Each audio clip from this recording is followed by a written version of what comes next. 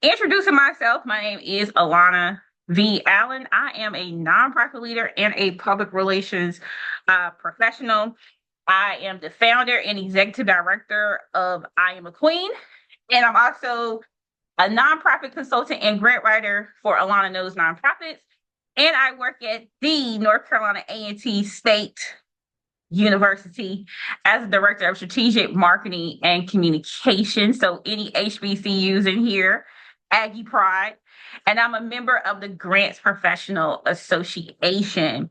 Okay, we have Joyce says she is from Greenville, North Carolina, realtor, Homeward Carolinas, looking to start a 501c3 in housing. Okay. Judy is from Nashville, Tennessee. All right. So that's a little bit about myself. So faith and funding, I always want to start with this. This is what I introduced in 2020, 2025. But faith and funding is the blueprint of what I believe in. So I believe in getting to the point. That's one thing you will learn about me. I believe in getting to the point. I want to see you win. Faith and prayer are the foundation at all times. And I'm teaching you about the nonprofit startup process. So that's where we're at. I kind of feel like we probably have half and half people who have started an organization, and then also people who are thinking about it. So we're in really good company right now. All right, and if you haven't introduced yourself, please do so. Samuel, Executive Director of Healthy Community Organization from Maryland, representing healthy community, supporting rare diseases in the DMV area. Yes. Absolutely. Good job. Mark, I hope I didn't say it wrong. Marquesha Evans from Jonesboro, Arkansas. Our church has a nonprofit that has been previously set up, and I want to make sure we are structured correctly. Got it. So you can make sure you ask your questions at the end, and I would greatly appreciate it. All right. So what is a nonprofit? A nonprofit, it is a mission-driven corporation. It is created to serve the public. It's created to help people, okay? The nonprofit can generate profit, but it does not generate profits it doesn't have an owner. It doesn't have stakeholders, okay? So a lot of times people will say, my nonprofit. You don't own the nonprofit. The nonprofit is the responsibility of the public, okay? A lot of times we want to say that we own this organization. Sometimes people are afraid of getting board members because they don't want people telling them what to do. You don't own the nonprofit. So nonprofits, we do operate under state law and also the federal. Nonprofits have to be in compliance. We are here to be charitable, educational, scientific, athletic. We're here to transform the community. We have somebody in here from Chicago and the UK. That's pretty awesome. Thank you so much for joining. I feel so blessed. All right. So why do nonprofits matter? Well, to be honest, nonprofits make up a lot of jobs in the community. A lot of nonprofits hire people to do work. So nonprofits are an economic driver, even though it's not on this slide. I just thought I would throw that in. But nonprofits are an economic driver. We provide essential services. We help advocate for underserved populations. So we are here to build trust and credibility and make sure that volunteers are being engaged in the community. Okay. So you want to make sure when you're structuring your organization, you're doing it for the greater good. Sometimes people do it and they feel like I'm only doing it for your own personal gain. The nonprofit is really here to support the needs of the community, okay? That's what's key. So now I want everybody to drop in the chat. What is your why? Why did you get started? Why are we here? What is your heart's desire when it comes down to starting a nonprofit organization? What's your why? For I Am a Queen, I would say, you know what? I wish I had an I Am a Queen when I was a little girl because we teach on self-esteem and confidence and leadership. So my why is just making sure that girls feel empowered and that they step into leadership roles, being confident and knowing what they're doing. So always remembering what is your why? How did we get here? So if you can drop that in the chat, I greatly appreciate that. Okay. I'm gonna keep going. All right. Okay. I pray I didn't say it wrong. But to help the community youth from youth age to senior age. Okay. Monique, my heart is to help and serve in all need, and my heart is bigger than my pockets. Grant and funding will help me to help more people. I can definitely say when it comes down to having a big heart, to narrow down your heart, how do you really want to help people? How do you want to narrow down the support that you are providing to people? Okay. My why is to serve those in need, underserved communities, and touch those who are often forgotten. Okay. You're going to have to identify who has been forgotten because it could be the elderly, it could be people who are facing homelessness. Help people discover and develop their potential. Okay. Hey, good job. I appreciate y'all for engaging with me. All right. Those on the there you go, Miss Joyce. The autism spectrum. One thing about nonprofits, you have to be so direct and straight to the point. Who are you helping and why do you want to help these people? Okay. So now I want you to start thinking, is there a need for the nonprofit organization? People start nonprofits all the time. People are constantly starting nonprofits. They're constantly starting them and not doing anything with them. Or they're starting them and they don't know what they're doing. So you got to ask yourself, is there a need for my work? Is there somebody else doing this work? Okay. Shay says to provide accessible mental health services for youth in underserved communities. Okay. All right. So should you start, wait, or partner? Y'all, a lot of times people will start a nonprofit and will never pick up a book to understand what you're doing. Education is going to be your greatest weapon. You can go to Amazon right now and find nonprofit books. They're so affordable. You can go to YouTube University. You can find me on YouTube. Make sure you subscribe. But you can go to YouTube University and find information out there about nonprofits, how to start a nonprofit, how to write a grant, how to partner, how to get sponsorships. All those things matter. But you got to start with the education first. Yes, I understand the why. I understand the vision that God gave you. I understand all of that. But if you don't understand the business side of how things are going to operate, you're going to be left behind. Okay. All right. Is there a need already being addressed in your community? Meaning, is there someone else doing this same work? Are they successful with this work? Even though you want to start yours, how can you be different?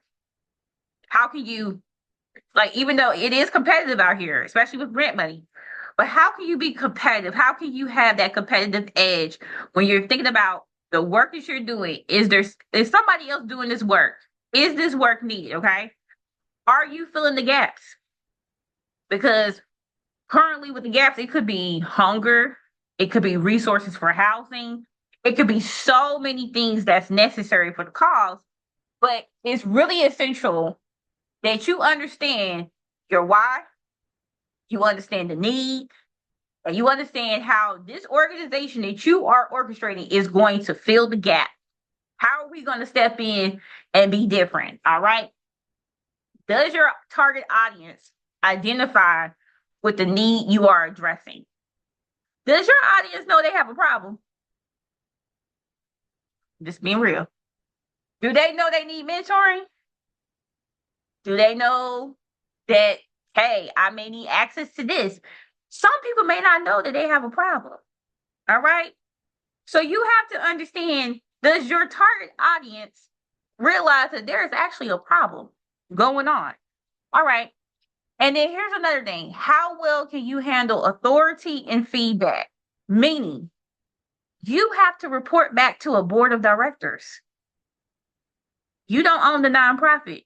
You don't run, yes, you do the day-to-day if you are the executive director, but the board of directors have the power to vote out the president, vote out the executive director. They provide you with feedback. You report to a board. So can you handle someone being over your baby? You done birthed this baby. This was the vision. This is the dream. And you got these people trying to tell you what to do. Who can handle that? Drop in the chat. Yes or no? Can you handle authority? Can you handle it? Churches are also nonprofits, y'all. All right. Can you handle authority? Can you handle somebody critiquing you and telling you that you need to work on this, telling you that this needs to happen? Yes. Okay, good. We got some good yeses in here. All right. Okay, good. Okay, y'all with me. If this is not, you ain't feeling this, then there's different options. There's partnerships. You can partner with a nonprofit. You can be by yourself. You can have your own business, or you can be a student and partner with a nonprofit if you have an idea. Maybe you don't want to do all of this. Maybe you don't have the funds right now. Partnerships are always key. Fiscal sponsors. There are some nonprofits that are not 501c3. They're not tax exempt. And in order for you to apply for funding, you need a fiscal sponsor, which is another nonprofit as a 501c3. And you're able to utilize the resources when it comes down to applying for funding because you all have some type of agreement. And then the LLC, some people just really want to sell books. Some people just really want to do events for women. Some people just want to do products and they still want to help people. But it doesn't really mean that you have a nonprofit. It just means that you have a great service. It means that you have great goods. Does that make sense? Drop something in the chat, like a heart or something. Let me know. Does it make sense if you understand the reason behind starting a nonprofit, or if you may need to partner with somebody, or maybe start an LLC? I just want to make sure I'm checking your temperature, that you're understanding. Okay, I got one heart. I can appreciate a heart. Okay, got a thumbs up. Thank you, Judy. Thank you. All right. So, what is the problem in your community? When you think about everything that you have set your heart's desire for, what is the problem? What is the simplest answer? What's the simplest answer to saying there is a problem in my community?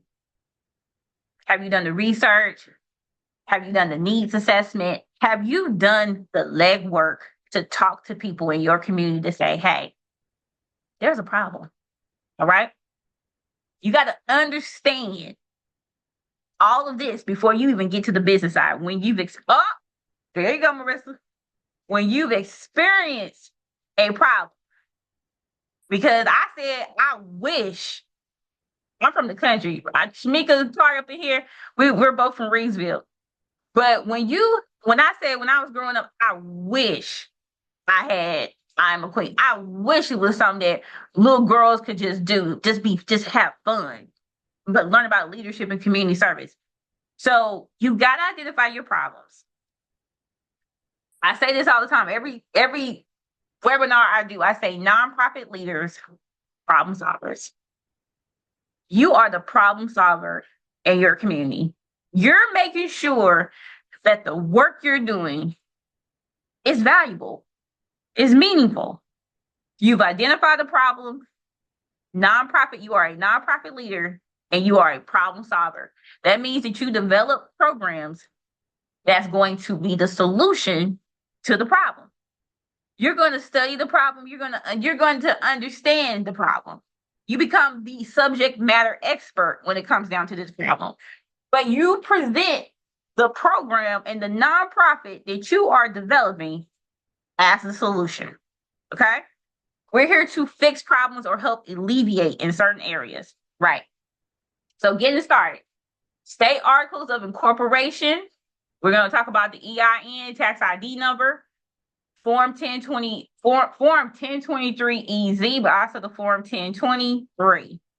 501c3 status, board of directors, staff, volunteers, mission statement, fiscal year, your annual operating budget, programs offered, partnerships, and staying in compliance. If you got questions, you can drop them in the chat. All right.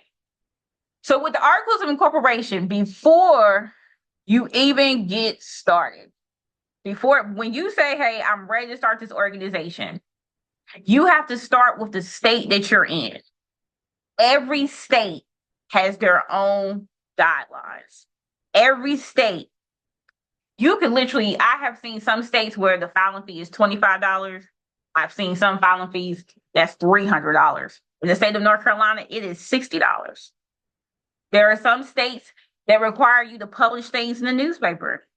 There are some states that require you to renew the nonprofit every year. North Carolina, you don't have to renew. So it is up to you all to Google tonight your Secretary of State and figure out how much does it cost for you to start a nonprofit in the state that you currently reside in. So my North Carolina people, y'all already know it's $60. Also, how long will it take for them to approve your paperwork? I've seen it where it will literally take the moment you pay, your nonprofit has already been established. I have seen some clients, we have to wait 30 days just to hear back. Sometimes it's 5 to 10. It just depends. But this is the first part where you have to start when it comes down to establishing the nonprofit. So you can Google right now, start a nonprofit in what state? List the state, okay? Then you have the employer. You have to get the employer identification number. This is the EIN. This is also considered to be the tax ID number. So a lot of times when you're applying for grants, they'll say, what's your tax ID number? It's the EIN. So this number serves as the Social Security number as your business. Now, this is free to obtain. However, if somebody decides to charge you, because I've seen people pay $123 to $200 to get a free EIN, they are scamming you. Just keep that in mind. All right, so you're going to need an EIN number. You're going to need it to open up a bank account, hire staff, apply for grants, file your tax forms, okay? It is so essential that you have this number. You can't do anything without it. So what does it mean to be tax exempt? So if you're going to do Form 1023, this is the long form. This form is going to cost $600. This is for organizations that have a budget larger than $50,000. This is for organizations. This is for organizations that are large churches, schools, hospitals. It's going to normally take up to 8 months for the IRS to even look at this application. So if you're starting a church and you want your church to be tax exempt, just know it will take 8 months for them to even get to your application. Okay? That's the long form. If you want to do the short form, streamline, most people do the short form because realistically, you don't have over $50,000. You have less than $50,000. So this is for smaller organizations. This fee is $275. It can take up to 60 days to 4 months for approvals. Now, I will say this as a consultant, a lot of people get really upset when the IRS takes a long time. And the only response I can say is, I am not the IRS. It's up to the IRS of how soon they can get to your application. But Form 1023 easy, this is a little bit more simplified. I will say more recently, in the past 3 years, the IRS has been coming back asking additional questions, asking for nonprofits to submit more information because both of these forms are done online through pay.gov. But Form 1023 is the only one that will ask you for your budget. It will ask you for your bylaws. If you are a church, it's going to ask you for certain documentation when it comes down to that. So it's really up to you to figure out, where do I fit in? Do I have a streamlined? Do I have a streamlined application? Am I a small organization, or do I know we're going to be a big organization? We currently have the funds now. Okay. The 501c3 status is not the same thing as Form 1023. Form 1023, you said they currently are only reviewing. That's possible too. So people automatically assume when they apply for Form 1023, they're automatically going to be approved. They automatically assume I'm tax exempt. That's not the case. The tax status is 501c3. Okay. You want to be a 501c3 by the federal, so that when your donors donate to the organization, they can get a tax deduction. So you're applying with Form 1023 in order for you to become a 501c3. All right. Some people do this form on their own. Some people pay consultants like me. Some people actually go through LegalZoom. But my biggest advice is for you to always, always study and read, look at videos before you do anything with a nonprofit. All right. Board versus staff. Okay. So the board of directors, they are the governing body that legally is responsible for overseeing the nonprofit's mission, finances, and being in compliance. They provide leadership, accountability, and strategic direction. All right. It is so important that you have an active board. It's so important that in your bylaws map out how the board of directors are going to operate. How are they going to govern this organization? How often are they going to meet? Okay. Board of directors are not compensated. They receive no compensation for the work that they do. Staff and volunteers. Now, staff and volunteers, because sometimes you can be a volunteer staff, carry out the day-to-day work of the nonprofit. So they're like the operations. They have roles like the program director, the executive director, the accountant, if you're able to do that. So the staff reports to the board. The board governs the nonprofit. The board can vote out the president, the executive director. The board can also make recommendations to remove board members and also to get new board members. The board is also responsible for fundraising. So if you have a board of directors and they are not fundraising, that is a conversation that you need to have with yourself. That's a very important conversation that you need to have with the board. All right. I'm just checking everything. All right. Nonprofit programs. It is your responsibility as an organization, if you want to be funded, to develop nonprofit programs that are going to impact the community. So a program is a set of resources and activities geared together to pretty much meet a goal or to reach a goal. A program is ongoing. It produces results. So if you're trying to help someone, if you're trying to help families who are dealing with a child with autism, then what's the end result that you're looking for? What is the impact that you're trying to make? If you're trying to help people to find jobs, you're going to set goals that say, hey, we want to help 25 people by the end of 2026 to secure employment. That's the end result. That's the program. So your program has a name, it has an overview. Your programs are funded by grants and donations. Everything relates back to your mission. So your mission, it clearly tells us what you're doing, why you exist. So if your mission statement is not clear and straight to the point, then you can go to ChatGPT and ask it to make it clear. But the mission statement helps us to understand your work. So the mission statement drives your programs. Everything you do must go back to the mission. All right. Okay. Make sure we don't have any questions. Partnerships. Whew. It is so beneficial for nonprofits to have partners out here. It's beneficial for you all to work together.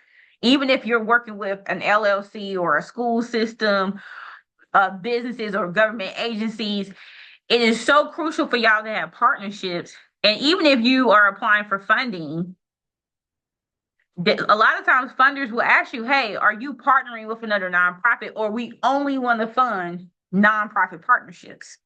So think about the people who are doing work in your community and think about how you would want to partner with them.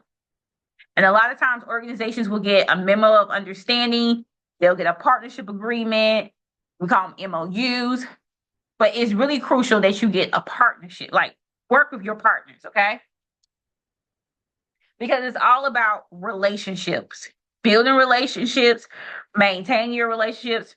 You don't want to burn too many bridges in the community because people will call you out. Trust me, I know. All right. Y'all see this little cute little dog name? His name is Kanye West. I said big dog energy. Because you know anything about small dogs, they have what? They feel like they are a big dog. They feel like they have just the energy to take on anything. All right. But the reason why I love Kanye, he's actually one of our fundraisers. He raises money for I'm a Queen. But when we talk about staying in compliance, yes, thank you for the heart. Talk about staying in compliance. One of the things that sets nonprofits apart is your finances. A lot of people can do the work. They can do the programs. They can talk to the board.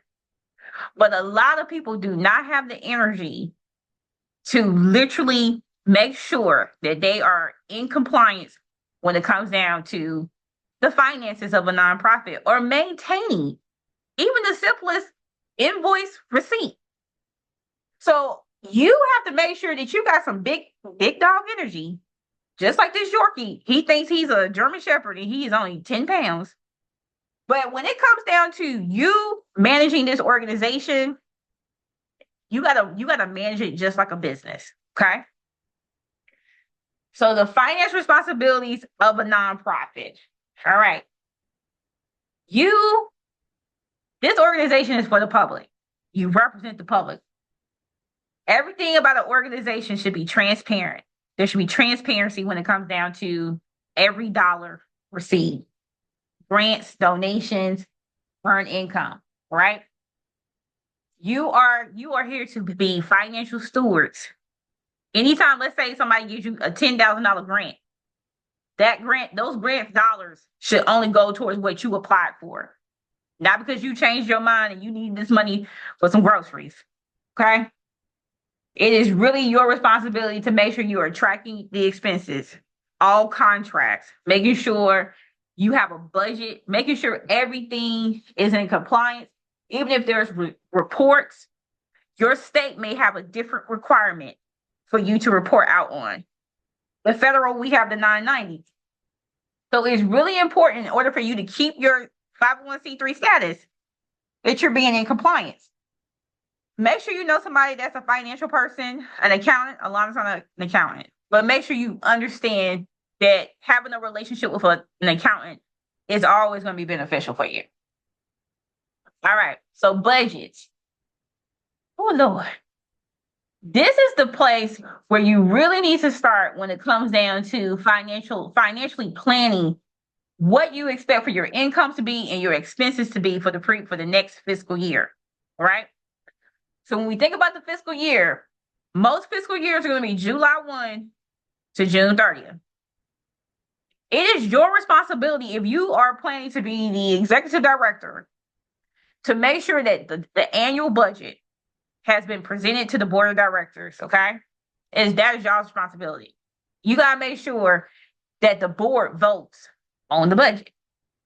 Financial statements. Now, there's services like QuickBooks, I would say QuickBooks, will pretty much allow funders or any type of allow a report to see about any type of like the financial health of the nonprofit when it comes down to the income, expenses, cash flow. A lot of times when you apply for a grant, they're going to ask you for a financial statement. All right. The IRS Form 990. In order for you to stay in compliance and not lose your status, because the IRS will revoke your status They will send you a letter. They do not send emails. They do not call. They will send you an email and say, hey, you have not filed your 990. There's a 990N, which is like the postcard that just says, hey, we're still existing. We made less than $50,000. Then you have the 990 EZ, and then you have the 990. And if you are a private foundation, you have the 990 PF. But it is so crucial that you file your 990 every year. You don't miss it. Now, some people believe that they have 3 years, like they can skip 3 years. No, the IRS gives you up to 3 years, but you should be filing the 990 every year. All right. Audited finances. So a CPA, sometimes when you have made over $100,000 or you've made a significant amount of money, it is ideal to have an audit. A CPA will come in and they will do an audit of all the nonprofit financial records.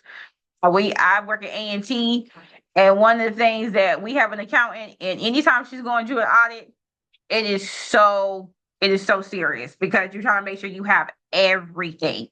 So there are times when you're requesting funding, they're going to ask you for audited finances, and they're going to ask you, well, why haven't you received an audit? And it's only because maybe you haven't raised enough money to be audited. So a financial statement will do, or an IRS 990. All right. Nonprofit insurance. Oh, Lord. So whatever you decide to do, please, please, please make sure that your business, that your organization, the organization that you are managing has insurance, that the board of directors are covered, that if you're working with children, you have coverage for general liability insurance that covers the program.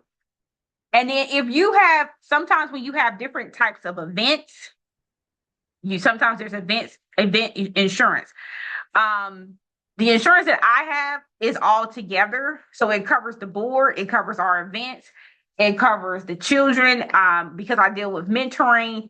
If there's any type of situation like sexual assault, Lord forbid, that is within our nonprofit insurance, okay? So please make sure you have insurance for the organization, because a lot of places are cracking down where they will not let you do any type of workshop business when it comes down to that. Yes, Joyce? Oh, okay, sorry. All right. So that's key to have. Marketing is queen. This is my last point. When it comes down to your organization, and you're doing all this, and everybody's working, the board is working, the team, the staff, the volunteers, you're doing all this amazing work, but you're not letting people know about it. You're not sharing the goodness of what you have done. It is up to you to make sure that marketing is the primary reason when it comes down to showing how successful this organization is. Before Iowa Queen ever received funding, people found us on social media and said, hey, we want to give you money because of the way your social media is going. So when it comes down to grants, people want to fund organizations that have some type of credibility, they have trust, and they have some type of visibility out there that's making people feel like, hey, this is a really good organization. I feel good when I give my money to this organization. So marketing is always going to be key.